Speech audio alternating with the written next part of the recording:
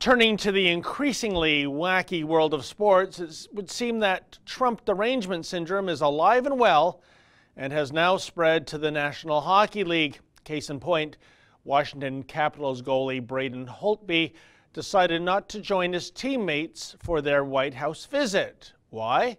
Well, he said, quote, "I've got to stay true to my values," end quote. Values? What values? Well, Holtby declined to fully elaborate. I'm guessing transparency isn't one of his values. Sadly, it's not exactly newsworthy to hear about athletes declining to meet President Trump, but it's quite something to see the media act as hypocritical cheerleaders in covering such stories. I mean, we merely have to look back 7 years to see how the jock sniffers in the media covered an identical snub, albeit one involving a different goalie and a different president.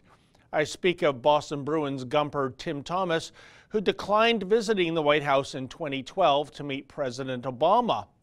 And wow, did Mr. Thomas receive a lambasting for taking such a stance. Boston Globe hockey writer Kevin Paul DuPont wrote this, quote, "Shabby, immature, unprofessional, self-centered, Bush League. Need I go on?" End quote. No, you needn't go on, Mr. DuPont, because there was plenty of your ilk doing so, and surely the most outrageous comment emanated from TSN host Dave Hodge, who tweeted, quote, "Don't know if it's fair to point this out, but Tim Thomas has 3 children named Kylie, Kelsey, and Keegan," end quote. What did hodgepodge mean by that? Oh, wait now, I get it. 3 Ks as in KKK, as in Ku Klux Klan.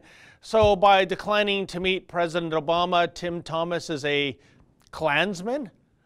What a disgrace.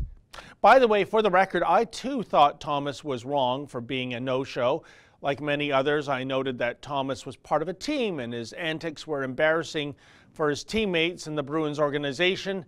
And even if he despised Obama and or the Democrats by being a no-show, Thomas was really disrespecting the office of the president more so than the president himself. But a scant 7 years later, how the tide has turned, folks. Because unlike Thomas, those in the media are not condemning Holtby for snubbing President Trump. Oh no, they're actually congratulating him. Check out this pithy prose from Steve Simmons of the Toronto Sun, who wrote last Sunday, quote, "Had a lot of respect for Braden Holtby before he announced he wouldn't be traveling with the Washington Capitals a few blocks to the White House.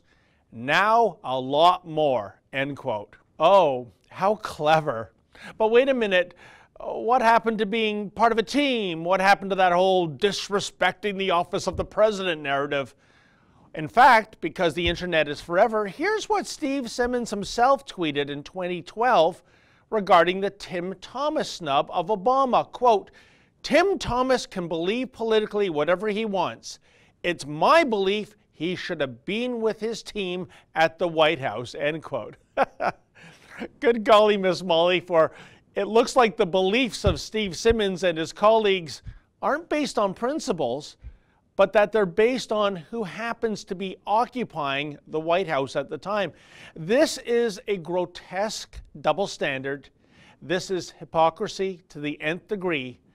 And this is why millions of people are continuing to tune out the mainstream media. For the Rebel.media, I'm David the Menzoid Menzies. Hey folks, are you sick and tired of the SNC Lavalin dumpster fire in Ottawa? Well, please visit jailtrudeau.com. That's our new website, jailtrudeau.com, and sign the petition.